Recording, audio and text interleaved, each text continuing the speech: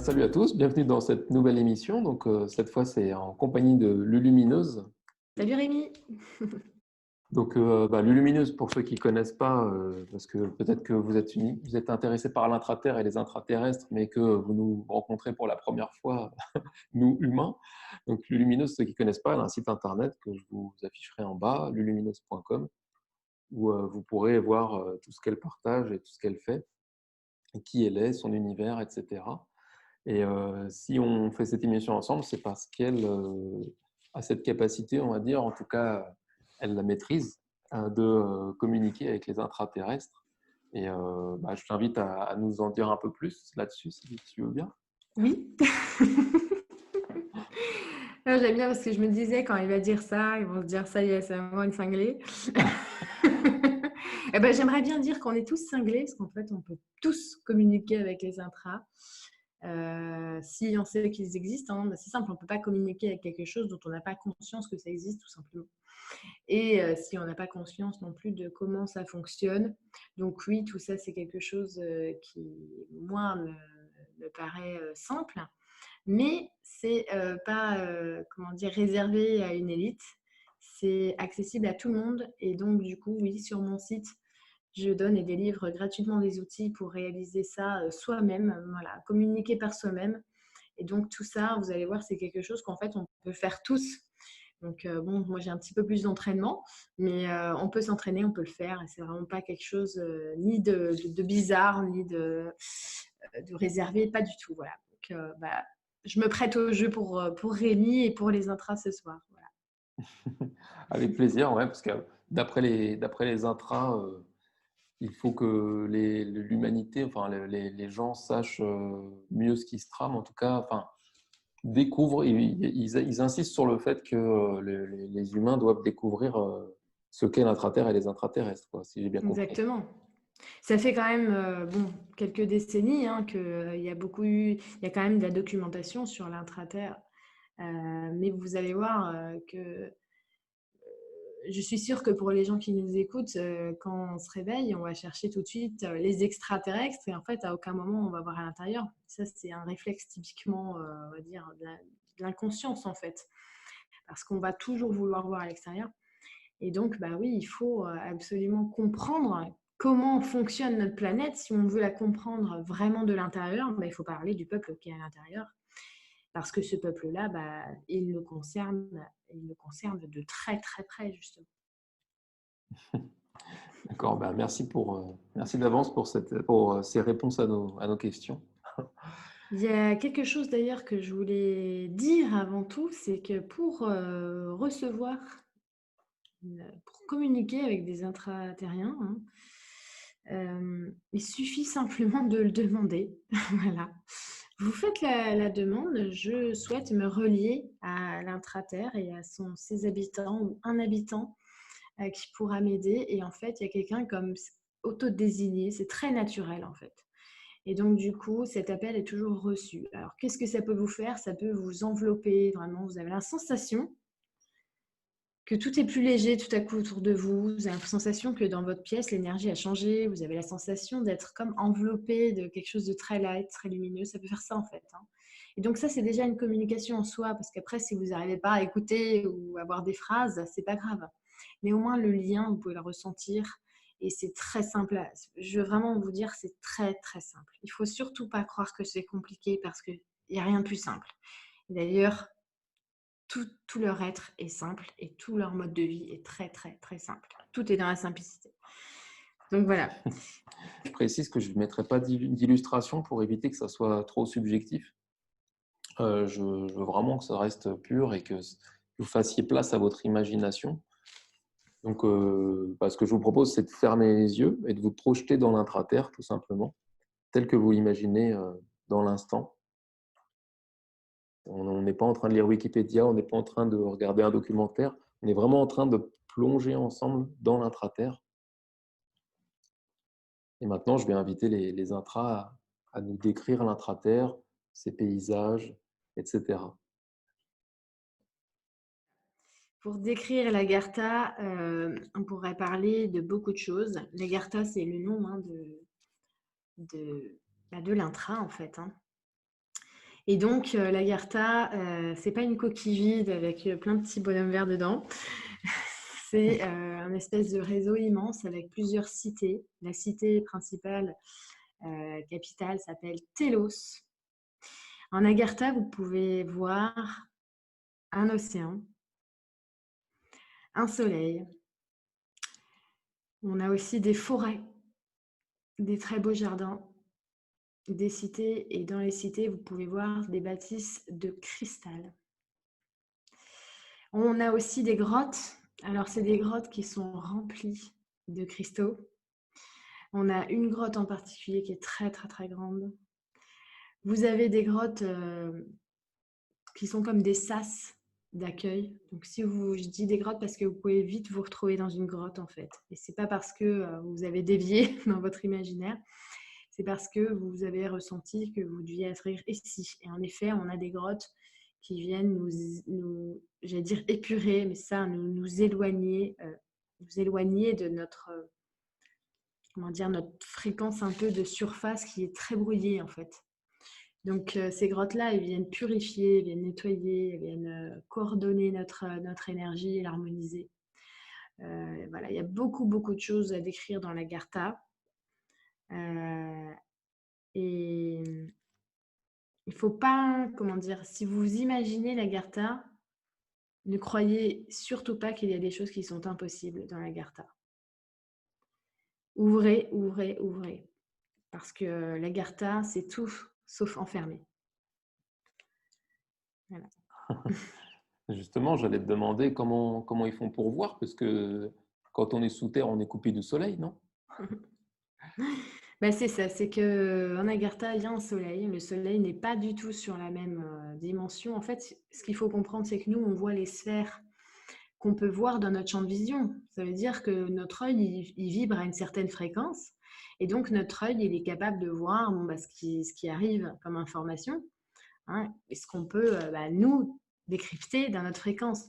Donc, je peux voir le soleil, la lune, les planètes qui m'entourent, les satellites autour de la planète.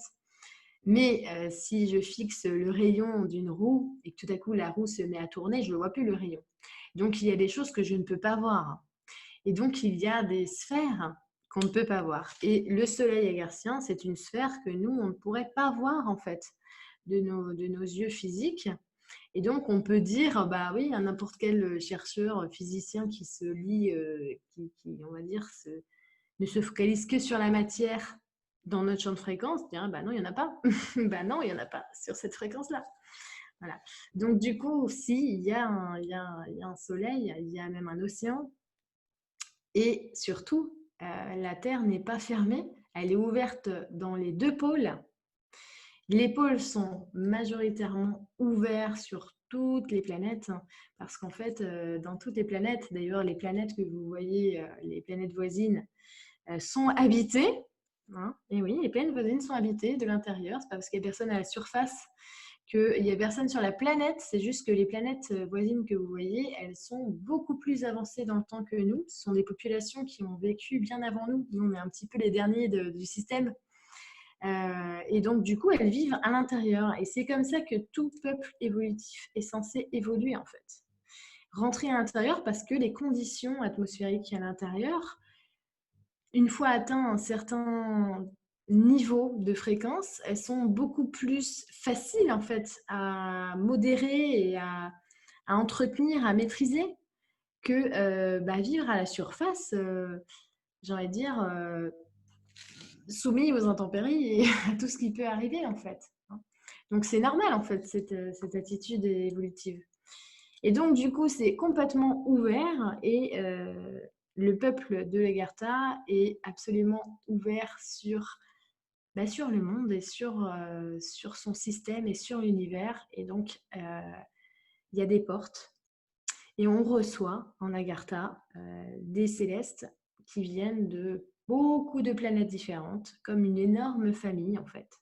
Et donc, du coup, ce n'est pas du tout un espace fermé, c'est un espace très ouvert. C'est juste que la dimension pour nous est encore inconnue.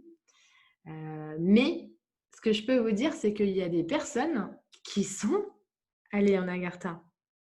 Des humains de la surface qui sont allés en Agartha Et il y a aussi des personnes de l'Agartha qui sont venues vivre à la surface, certains pour publier des livres ou donner des informations. Donc tout ça, c'est des choses qui sont connues. Et je vous invite, si vous êtes vraiment, vraiment intéressé, il y a énormément d'ouvrages sur l'Agartha. Et n'hésitez pas à aller les lire. Moi, je pensais par exemple aux 3 tomes de Telos de Diana Robbins. C'est très important ce qu'elle partage, la dame. Donc voilà. D'accord, ok, merci. Merci beaucoup. Bah, écoute, on va creuser justement après les relations avec les humains. Euh, pour terminer sur l'aspect, sur le cadre et le décor, est-ce qu'il y a des animaux, des végétaux, des minéraux comme en surface? Si oui, quel genre? Alors, il y a un livre justement qui décrit très bien cette partie-là, et c'est le livre de Jules Verne, Voyage au centre de la Terre. Hein, on a fait des films aussi. Bon, les films, ils sont sympas à regarder, mais les livres, ils sont quand même plus sympas. Bon, on voit bien que Jules Verne, il ne fait pas qu'imaginer, hein. Il faut savoir que à cette époque-là, les personnes qui ont fait de tels voyages, soit avec leur corps de chair, soit en conscience, hein, en projection de conscience, en voyage astral, si vous voulez. En tout cas, les personnes qui ont dû publier une œuvre ou un recueil ou un livre ou un roman, on leur a suggéré de publier ça en tant que fiction, parce que vous imaginez bien que on n'allait pas publier un journal de bord de quelqu'un qui dit qu'il est allé dans l'intraterre voir des espèces bizarres. On allait plutôt l'envoyer dans un hôpital psychiatrique. Donc du coup, voilà, c'est des fictions. Mais quand vous lisez Jules Verne, vous savez, vous ressentez qu'il n'est pas en train d'inventer. Donc, il y a beaucoup d'ouvrages comme ça. Et donc, Jules Verne, il raconte la faune et la flore, il raconte les animaux. Et moi, Ok. ce que je peux vous dire, c'est que il y a une échelle différente au niveau des animaux, des végétaux, des cristaux. On va dire que tout nous paraît beaucoup plus grand, en fait. Déjà, les garciens sont plus grands que nous, hein. Mais pour les animaux, oui, les animaux sont souvent plus grands, les fleurs, les plantes, les arbres. Et il y a des espèces qu'on connaît, des espèces qui ont disparu ici et des espèces qui sont en fait, qui ont un Sansonnet et donc qui se retrouvent dans l'Agartha au centre. Et il y a quelques années, en me projetant comme ça, en faisant un voyage, j'ai vraiment ressenti cet appel très fort d'y aller. Et je me suis retrouvée en face d'un mammouth. Et là, je me suis dit, waouh. C'est un mammouth. Donc voilà, un monstre de sagesse incroyable. C'était vraiment incroyable. D'ailleurs, je vais dire un truc, Rémi, un truc de dingue. C'est que je fais ce voyage-là, je me dis, non, mais les gens vont me prendre pour une folle. J'ai vu un mammouth, quoi. Il y en avait plein dans mon truc, là. Et j'ai trouvé ça, mais incroyable. Alors, il y a plusieurs choses que je veux dire là-dessus. De une, quand je me suis retrouvée près des mammouths, c'est parce que j'ai demandé très fortement qu'est-ce que c'est que les gros bruits bizarres qu'on entend partout sur la planète depuis des années. Tu vois ce que je veux dire? Tu as des espèces de... des gros bruits comme ça qu'on entend partout sur la planète. Les gens ne savent pas ce que c'est. Alors on a dit c'est le projet HARP, c'est machin. Là. Moi j'ai demandé profondément qu'est-ce que c'est que ça? Alors en tout cas les bruits que je venais d'entendre, parce que j'avais entendu un enregistrement. Tu vois. Et là je me suis retrouvée projetée dans l'Agartha et en face de mammouth. Je me suis dit waouh! Et qu'est-ce que je vois à ce moment-là? Je les vois qui chantent en fait, qui font un énorme bruit, tous ensemble. C'est comme une espèce de symphonie et tout à coup cette énergie de elle se met ensemble et ça envoie mais une pulsation incroyable comme tout autour d'eux. Et en fait, nous à la surface, ça faisait et comme si cette vibration venait vers nous en fait, venait nous. Voilà, tu vois. Et j'ai vu ça, c'était incroyable. Et donc, j'ai osé l'écrire dans un article sur mon site à cette époque-là. Vous pouvez le retrouver, il est encore là, hein. Et c'était il y a longtemps maintenant, hein, peut-être 6 ans. Et figure-toi qu'il y a quoi, quelques jours, une amie à moi qui lit un livre sur l'intra, je ne sais plus quel livre exactement, je vous ai dit, il y en a beaucoup. Eh bien, elle dit quoi? Elle dit que les mammouths, que la personne dit que les mammouths sont dans l'intra-terre et qu'ils font des chants. Ça veut dire clairement que sans jamais avoir demandé aucune preuve, 6 ans après, j'ai une personne qui a écrit dans un livre exactement ce que j'ai vu et ce que j'ai vécu. Une personne qui n'est pas francophone en plus. Mhm. Et donc voilà, tu vois le truc de fou. Donc oui, il y a des exemples.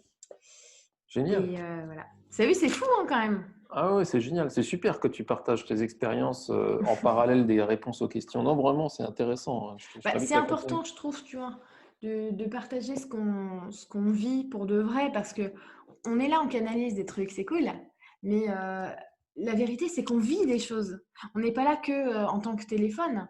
Moi, quand je vais quelque part où je me retrouve avec des mammouths, évidemment qu'il y a une partie de moi qui dit non, mais ça y est, mais t'es débloqué, quoi.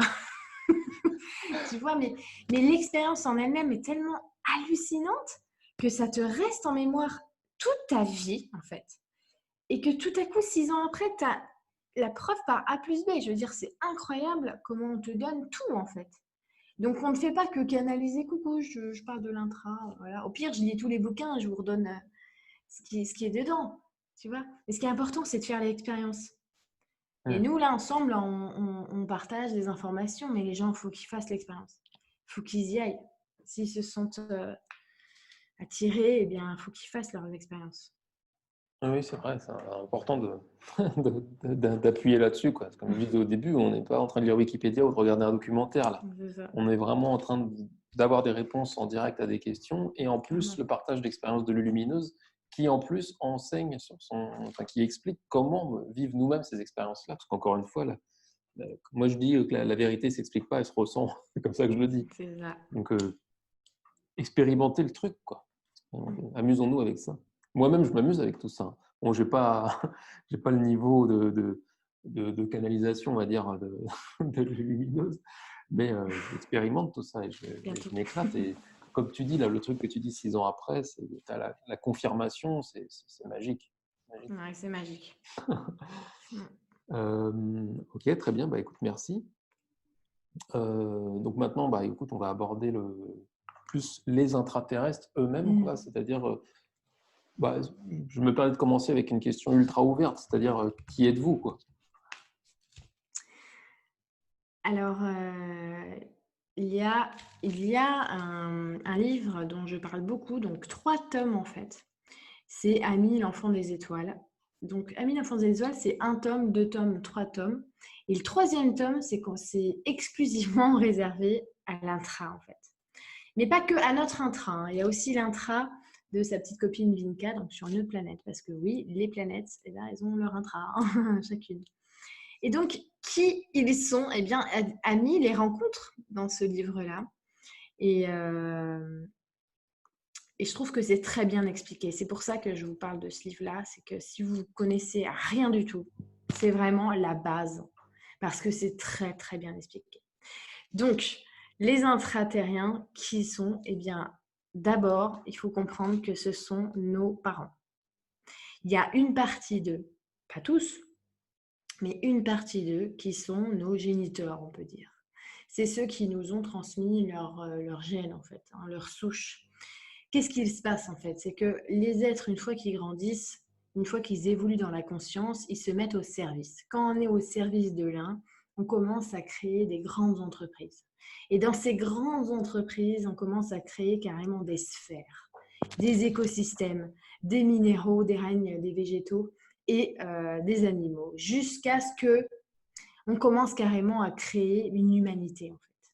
Donc dans les animaux, on va prendre ceux qui sont les plus adaptables ou adaptés pour recevoir le gène en fait de l'humanité, parce que ce qui différencie l'humain d'un animal, c'est sa conscience d'être, d'accord?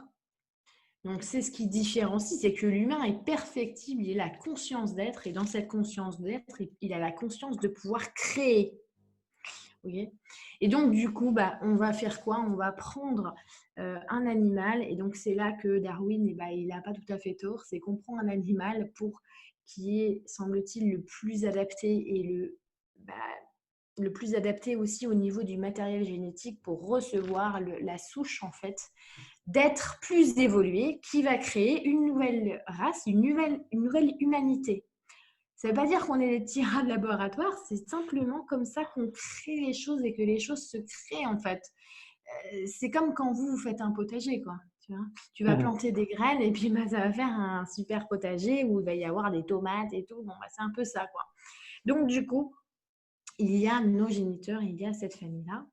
Et cette famille-là, en apparence, elle est très similaire à nous, même s'il y a beaucoup de différences physiques quand même. Ils sont beaucoup plus grands que nous.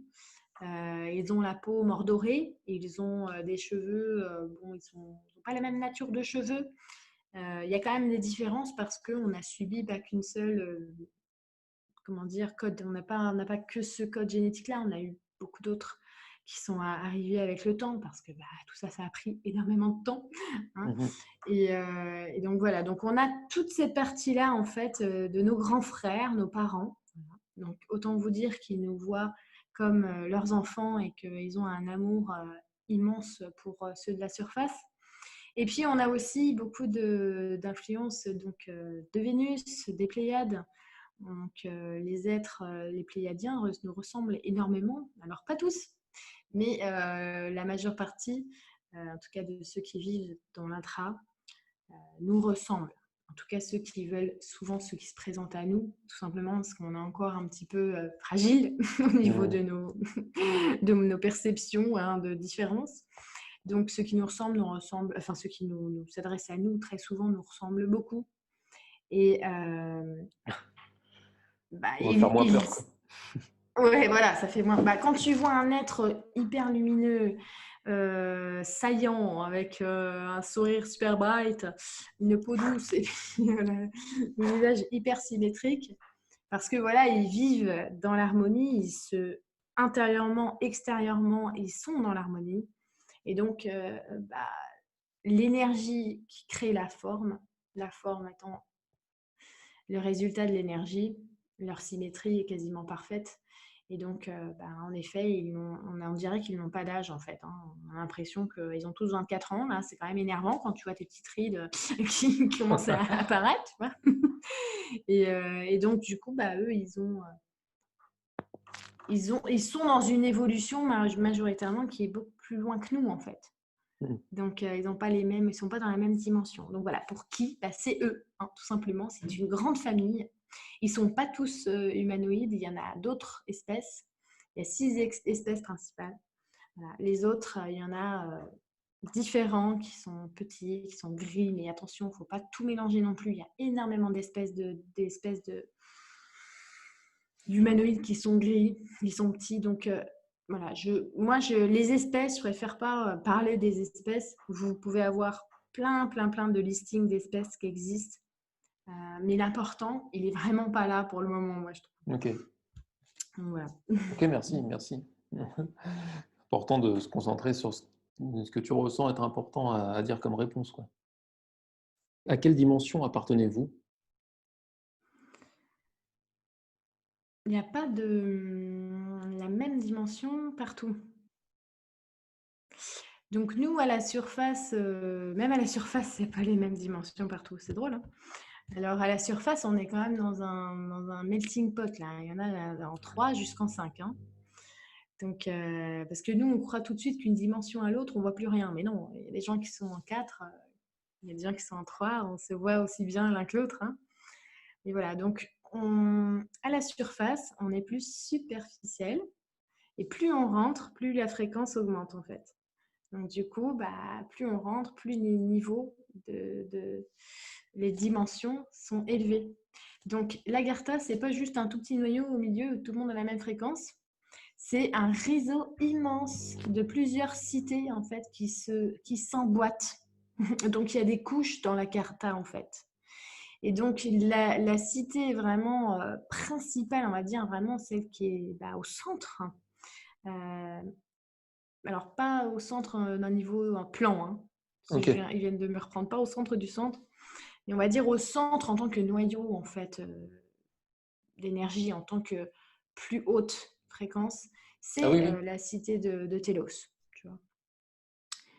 Euh, Maintenant, bah, ils ont pas toutes ils sont pas tous dans la même dimension, mais ils sont tous dans une dimension supérieure à nous, d'accord? Parce que bah, je vous ai dit, ils se rapprochent plus, tout simplement. Mhm. Et ceux qui sont dans une dimension, dans les plus hautes dimensions, peuvent très bien communiquer avec les autres. D'ailleurs, ils peuvent communiquer avec nous comme on le fait, hein, d'accord? Donc du coup, c'est pas une question de fréquence et de dimension, mais parce qu'ils me disent sans cesse 12e, ça va jusqu'à la 12e. Ah, mais c'est ce que j'allais te dire. Ah C'est ouais? génial. C'est génial. Je suis content qu'il y ait une cohérence dans ce que je sais et ce que tu dis. Parce que tu savais? Oui, oui. Bah, que la 12e, c'est le. Oui, oui. Bah, c'est la 12e, c'est la dimension cristalline, Oui.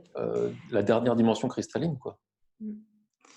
Donc plus tu vas au centre, et ça Mhm. va jusqu'à la 12e, mais c'est comme ça partout en fait. Ok, oui, oui. Ah, C'est c'est pas génial, j'adore. dépendant de notre planète à nous, hein. Oui, c'est la base 12. Ok, enfin bref. En gros, c'est juste que quand tu vois d'autres planètes et quand ils sont pas sur la planète, quand ils sont pas sur la sphère comme nous, au lieu de dire Mhm. qu'il y a personne, c'est juste que ces peuples-là, ils sont déjà évolués en fait. Ils ont déjà commencé à rentrer. Quand tu vois bah, une planète ou comme nous, bah, ils sont encore sur la surface, c'est qu'en fait la planète a encore des humanités qui sont jeunes, qui n'ont pas. Donc en fait, c'est comme si le rayon de dimension de la planète, il est presque. Il y a ceux de la surface et ceux qui sont au milieu. Et après, Mhm. plus ceux de la surface, ils vont évoluer, donc ils vont changer de fréquence, et plus ça crée une énorme densité d'énergie. C'est comme une énergie de dingue, en fait, qui se déploie, parce que, bah, tu vois ce que je veux dire, l'effet que ça Ouais, fait, c'est ouais. dur de...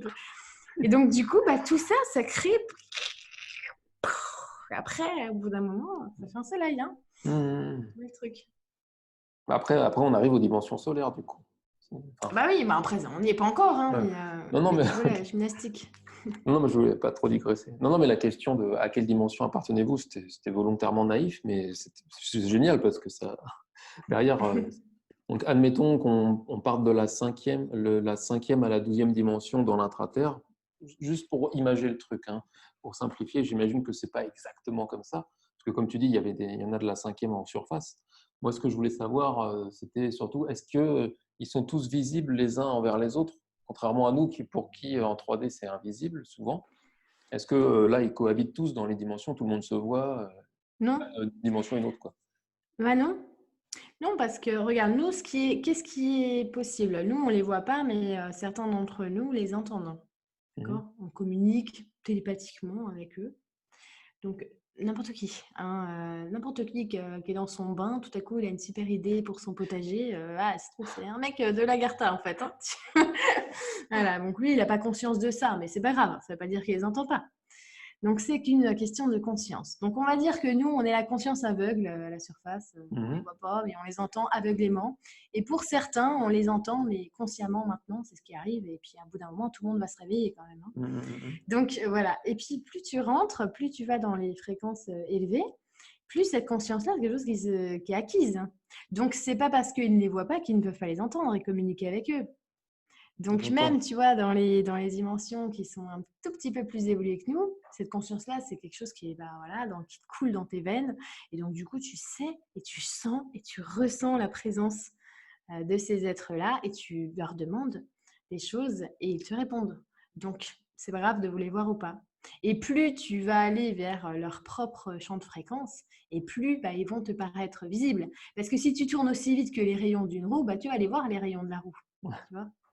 Oui. Ouais, ouais, Voilà, c'est juste ça en fait. ok, j'entends. Ouais, ok. Ils se voient pas forcément, mais ils ont conscience qu'ils existent, quoi. Il y a pas de moldu dans l'intraterre pour faire ça. Non, voilà, il n'y en a pas, il n'y a que sur la surface. Ça marche. Ok, merci pour cette réponse qui, enfin, ça résonne beaucoup en moi. Euh, Est-ce que vous êtes nos incarnations futures? C'est une très bonne question, parce que ce qui me montre tout de suite, c'est qu'en fait, c'est une roue en fait. Un être évolué qui a la conscience du temps présent, ils peuvent pas. te dire que ils ne peuvent jamais te considérer comme quelqu'un d'inférieur parce qu'en fait, dans leur perception du temps, tout est une boucle. Et donc, du coup, bah, sur une boucle, t'as beau être devant moi, t'es aussi derrière moi, quoi. Tu vois? Donc, du coup, bah, c'est ça qui est formidable, c'est qu'ils savent que quelque part, on est leur avenir et ils sont notre passé, mais tout ça, c'est complètement interchangeable, tu vois? Ouais, c'est ce que j'allais Et dire. Ça peut. c'est ça, en fait. Donc, du coup, bah, là. Par contre, bah, d'un point de vue linéaire, hein, pour essayer d'étendre le mental qui est en train de, de surchauffer, d'un point de vue linéaire, bah, ce sont un peu nos tuteurs, en fait, nos instructeurs, mais je préfère dire des grands frères et des amis parce qu'il n'y a pas du tout une autorité derrière ou quoi, à part celle de l'amour, honnêtement. Hein. Hmm. C'est ça, en fait, Ouais, c'est leur but, en fait. je C'est comprends. ça. Ok, merci pour non. Je voulais faire un focus sur cette notion temporelle en fait, qui ne l'est Mm. pas, enfin, qui est plus intemporelle. Euh, est-ce qu'on pourrait dire que vous êtes des Lémuriens ou des Atlantes qui se seraient réfugiés après le déluge? Certains. Certains se sont réfugiés après le déluge. C'était prévu comme ça. Alors, il y a plusieurs choses. Il y a, ce que je vois, c'est qu'il y a des petits groupes qui étaient composés par des prêtres. Alors attention, ce n'est pas des prêtres comme on a maintenant. À cette époque-là, des prêtres, c'est des êtres qui sont conscients, en fait, tout simplement, et qui, de par leur conscience, essayaient de guider fraternellement des êtres, en fait. Hein, voilà. Bah, un peu comme ce que je fais dans ma vie ou toi, Rémi, tu vois, seulement moi, on appelle ça les prêtres, voilà. Et donc, du coup, certains prêtres qui savaient, dans les deux cas, hein, dans la Lémurie et dans l'Atlantide, ce qui allait arriver, ils savaient bien avant hein, ce qui allait se passer. D'ailleurs, je vous renvoie à ce qui se passe maintenant, hein, parce que si vous parlez aux Cherokees ou aux Navajo, ils savent déjà ce qui va se passer. Hein. Donc voilà, bah, c'est pareil à cette époque-là. Hein. Il y en a qui savaient. Et donc, ceux qui savaient ont été invités au moment venu à rentrer dans l'intraterre. Ça y est, vous avez fait votre temps, vous avez informé, vous avez fait votre mission. Maintenant, j'ai envie de dire, c'est comme dans Le Seigneur des Anneaux quand il dit le temps des elfes est révolu.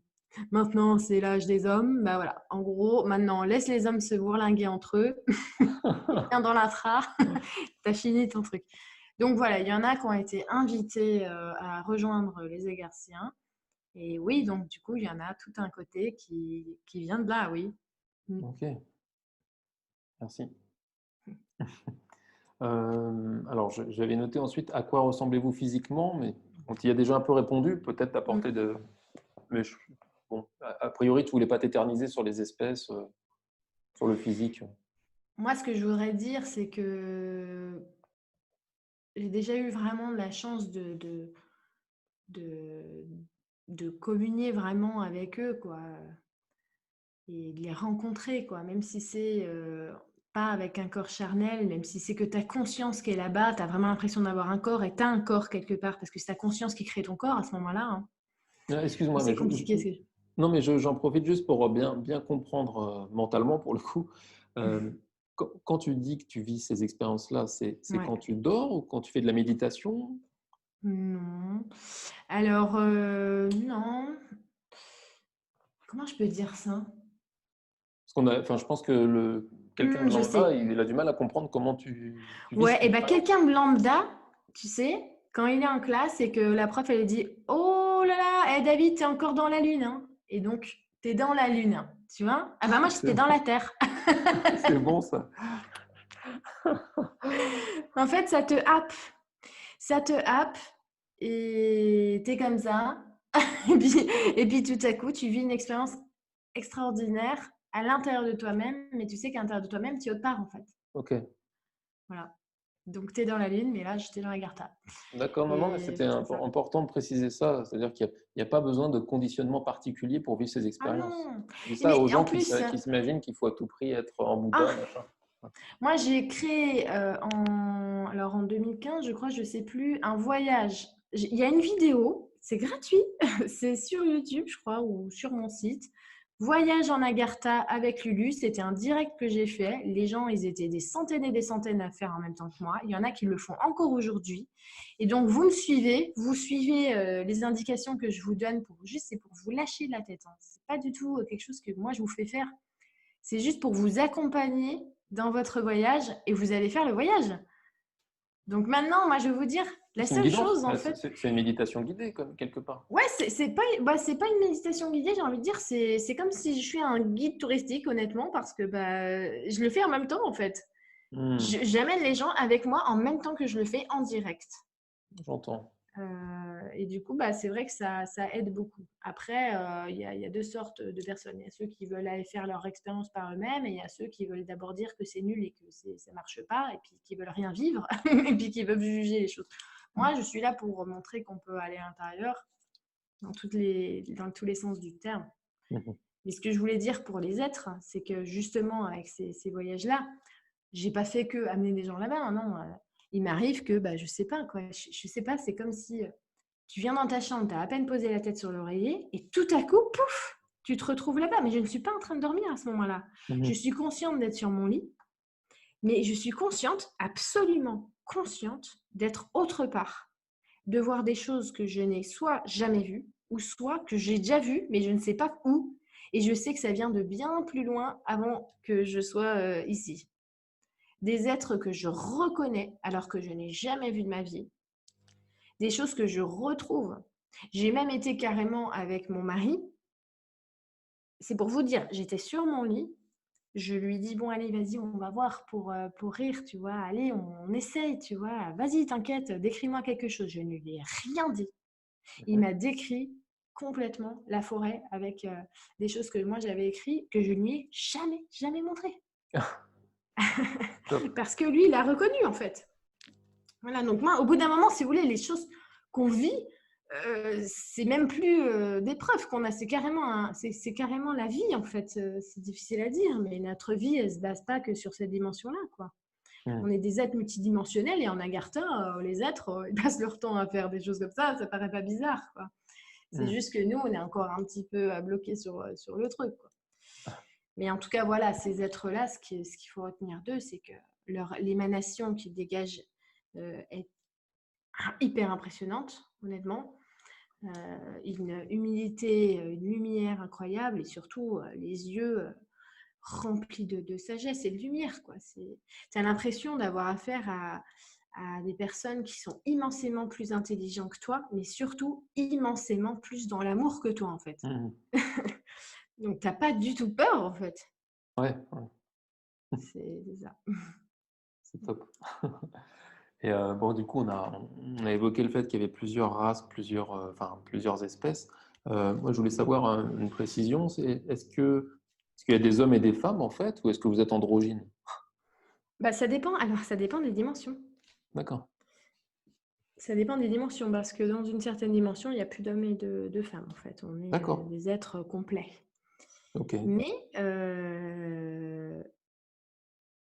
oui, il y a aussi des hommes et des femmes pour la majeure partie. Il n'y a qu'un petit groupe qui est vraiment très, très, très, très évolué. C'est vraiment un noyau. C'est le noyau de la Terre, en fait. Donc, c'est vraiment un petit groupe.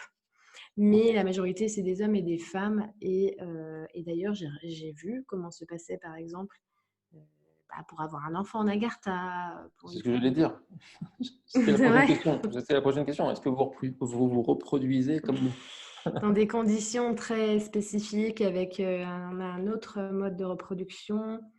Ce qui me montre, parce que ça, j'ai vraiment vu ces images-là, je ne les oublierai jamais. En fait, ils harmonisent leur matériel génétique, pas du tout comme nous, parce que nous, en fait, on est très primitifs, avec nos espèces d'appareils génitaux qui sont hyper primaires. Et ça me fait rire, d'ailleurs, je te jure que moi, j'en ris depuis que je suis petite, parce que je trouve ça affolant, quoi. De voir qu'en fait, par exemple, l'homme, il a tout son appareil génital en dehors, tu te dis, mais attends, on est vraiment on est rendu là, quoi. Je me suis toujours dit ça. Je me suis toujours dit, mais quoi? Comment ça se fait que ça se fait encore comme ça, quoi? Mais bon, disons qu'eux, ils parlent plus de matériel génétique et qu'en fait, ils harmonisent ces matériels génétiques-là et ils procréent un enfant, non pas dans le désir d'être parents, mais en fait, parce qu'ils n'ont plus des épreuves à faire à ce moment-là, hein, parce que nous, on apprend quand même l'amour quand on devient parent. Ça veut dire on apprend l'amour inconditionnel quand on devient parent. T'imagines si on n'est pas déjà un peu limité, hein. Eux, ils sont dedans. Donc, ils ne l'apprennent pas en devenant parents. Ce n'est pas la même mission qu'ils ont. Donc, du coup, ils procréent comme mission prédestinée, en fait, dans une volonté, dans un but, en fait, dans un but spécifique. Et donc, ils ont des conditions très spécifiques pour ça. Et l'enfant, il est accueilli aussi dans des conditions qui sont magnifiques, franchement absolument magnifiques. Et vu qu'ils ont la connaissance des ondes et fréquences, bon, il n'y a pas de douleur là-dedans. Nous, on fait tout dans la douleur. C'est un peu compliqué. Mais voilà, oui, c'est juste complètement différent de nous. D'accord. Ok, merci. Et alors, biologiquement, ouais, ça m'intéressait aussi. Est-ce que vous avez un corps carboné comme nous ou un corps silicé ou autre? Alors, j'entends un corps cristallin. Ouais, donc silicé. Silicé, c'est ça, hein. Mm. J'entends qu'il y a encore du carbone en fait. C'est pas tous les mêmes parce que, étant donné que, comme je t'ai dit, il y a plusieurs espèces, ils sont pas tous exactement exactement des mêmes compositions. D'accord. Mais ce qu'il me dit, c'est qu'en fait, plus tu évolues, plus tu as un pourcentage justement entre le carbone et le silice. En fait, c'est comme s'il y a une espèce de transformation qui s'opère au fur et à mesure du temps. Et donc, en effet, plus tu vas dans les dimensions supérieures, plus ton corps est cristallin, tout simplement, en fait. D'accord, je comprends. Ok, c'est pas tout cristallin d'un coup, il y a une sorte de pourcentage, quoi. Ok, je comprends. Moi, je ne suis pas physicienne, hein. Je ne sais Non, pas moi, je sais comment bien. peut s'harmoniser les choses, mais ce que je vois, c'est comme si on me montre, tu vois, ce qu'on me montre. Je vais te dire comment je perçois ça. C'est qu'on me montre le cristallin comme un espèce de liquide de cristal qui ferait le corps. Et on me montre le carbone contre un terreau, en fait. Tu vois, plus, et ce que je vois, ce qu'on montre, c'est qu'un humain qui est fait avec les deux. Et je vois que plus il va vers la lumière, plus c'est le liquide qui prend la place. Ok. Donc, c'est comme ça que je peux te répondre, en fait. Je Ouais, te je dis comprends. comment je le vois. Ouais, c'est génial. Merci de partager tes visions, parce que c'est important pour C'est agrémenter bien des le... fois de dire tel qu'on les voit, les visions. Tout à fait. Ouais, ça me parle carrément. Moi, je vois la façon dont tu le dis, je trouve ça cohérent, quoi. C'est pas... En fait, c'est marrant parce que j'ai volontairement posé la question dans le sens noir ou blanc, tu vois. Et du coup, j'ai la réponse à laquelle je m'attendais, c'est-à-dire que non, c'est ni l'un ni l'autre. Il y a des nuances de gris, tu as un petit peu de terreau et un petit peu C'est de, ça, comme tu dis, de liquide cristal. Ok, donc c'est clair. ok, je comprends. En tout cas, la notion de corps carboné qui devient silicé a tout son sens et confirme, quoi. Ça, c'est quand même la base de la question, n'est-ce pas? C'est ça. Pour être sûr. C'est mes réflexes de commerciaux, c'est le petit verrou. Oui. Alors, prochaine question. Avez-vous 12 brins d'ADN comme nous? Ou bien plus. Ouais, bien plus. Je sais que c'est... En fait, c'est pareil, c'est qu'on voit les brins qu'on peut voir, en fait. Mais on active d'autres brins quand on active d'autres strates à l'intérieur de nous. Et donc, on pourrait dire qu'ils en ont beaucoup plus. C'est comme leurs chakras, ils en ont plus, en fait. Ce qui me montre, c'est par exemple, quand toi, tu es dans une grille énergétique, tu fonctionnes avec un circuit énergétique qui correspond à ta grille. Eux, ils sont dans une autre grille énergétique qui fonctionne avec d'autres circuits énergétiques, en fait, qui se superposent. Ils me montrent, je vais te donner une image, tu vois, par exemple, tu as un circuit, tu sais, un circuit électrique normal. Donc, nous, c'est ça, de base, tu vois, le circuit électrique vert, là, avec les petits composants. Et donc, ça correspond à notre grille. Et hop, ils ont une autre grille avec un autre circuit et une autre grille avec un autre circuit. Et en fait, c'est comme si, c'est comme s'ils ont plein de paramètres nouveaux que nous, on ne connaît pas.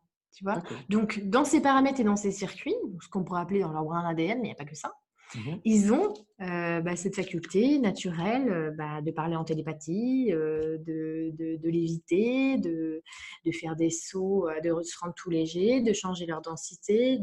Tout ça, c'est des paramètres qu'ils ont tout simplement parce que ils ont la conscience, tout simplement, et qui sont dans une dimension de cette conscience-là où tout à coup, les limitations sont très, très, très effacées par rapport à nous. D'accord, ok, très bien. D'accord. C'est pour ça que je posais la question directement en parlant des 12 brins, parce que bon, les scientifiques de 3D, ils pensent qu'on en a 2, voire 3, et encore, ils appellent ça des exceptions, alors qu'en fait, on en a 12. Mais les 12 ne sont pas visibles, alors c'est pour ça que je posais la question directement en parlant des 12. Et c'est-à-dire que les brins invisibles, par nos chers scientifiques, euh, ne sont pas les seuls, il y en a encore d'autres, quoi. C'est-à-dire qu'ils en ont encore plus que 12. Je pense que ce que je suis en train de voir, quand on voit les brins, ils sont comme entrecroisés et Oui, c'est même ça. un brin, Hmm.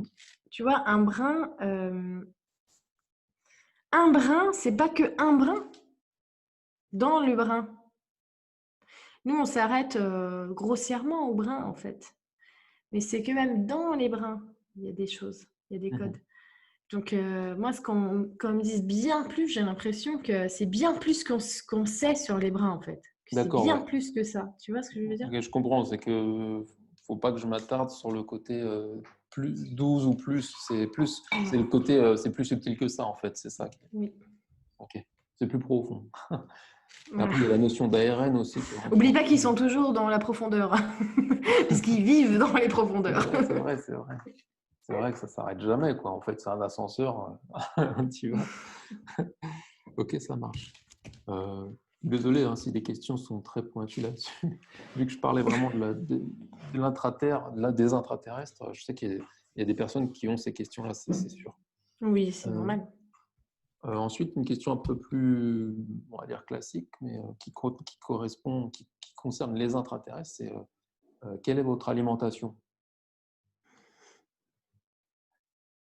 Tu vois, là, je fais beaucoup par image ce soir, je préfère. Oui, Et ben, ce que je vois, c'est que beaucoup de jus, en fait. d'accord. Beaucoup de jus. Alors, c'est pas de l'alimentation, on peut pas dire ça comme ça, parce que ce qui m'explique, c'est que c'est pas du carburant au moteur.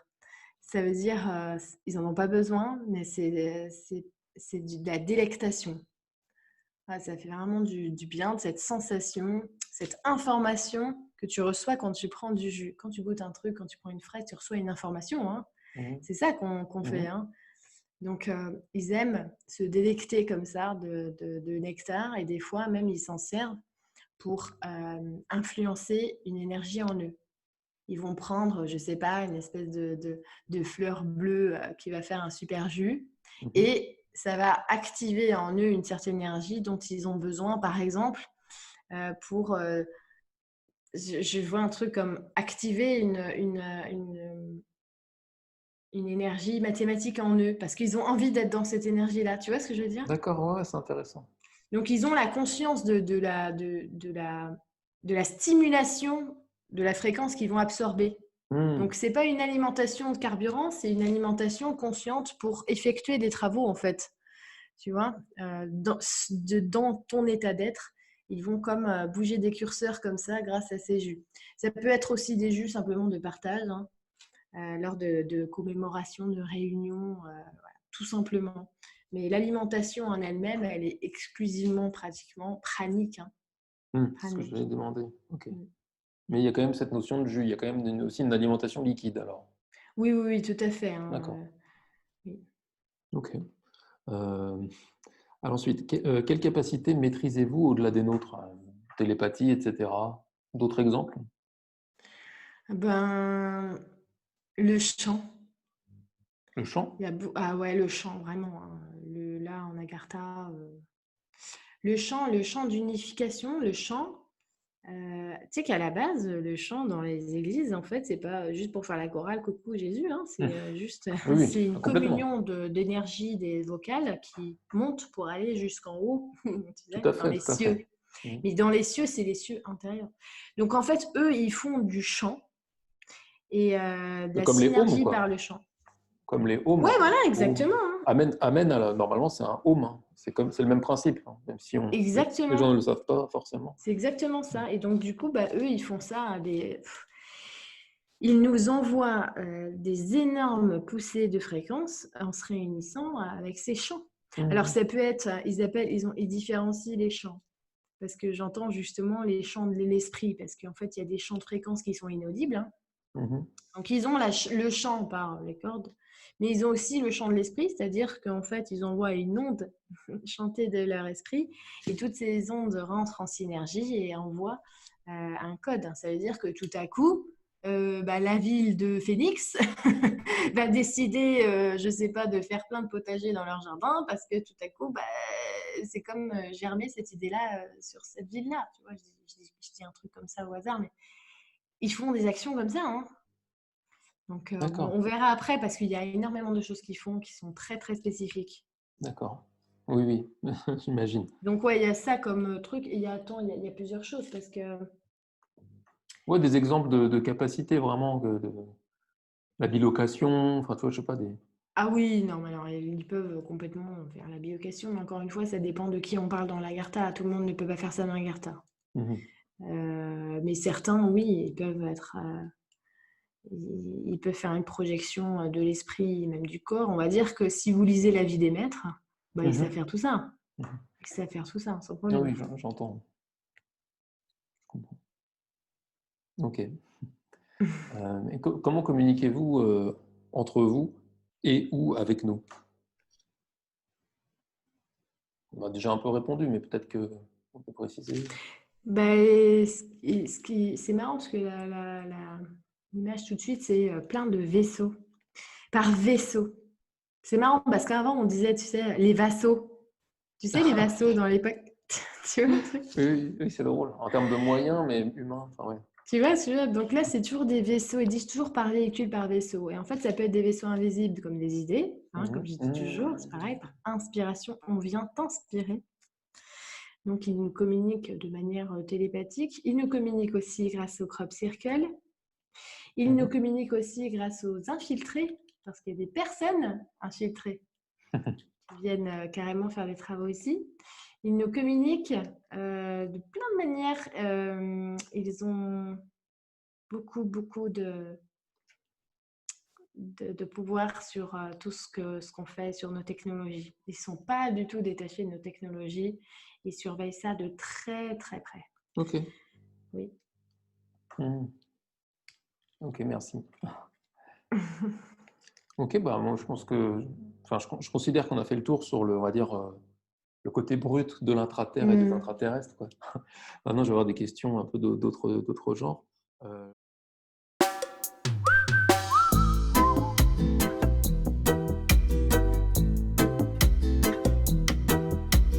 Pose ton cul.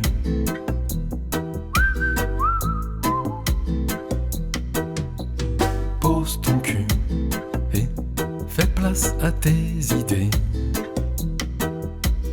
Pose ton cul et ressens la vérité.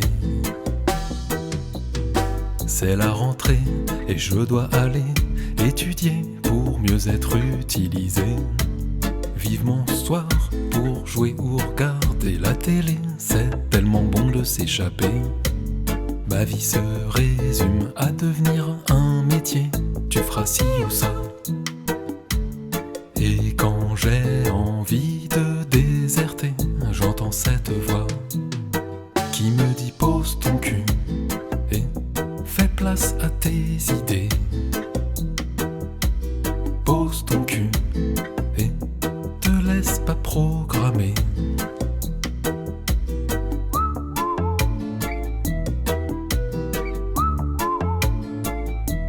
Il faut que tu poses ton cul et efface tout le passé. Pose ton cul et ressens la vérité.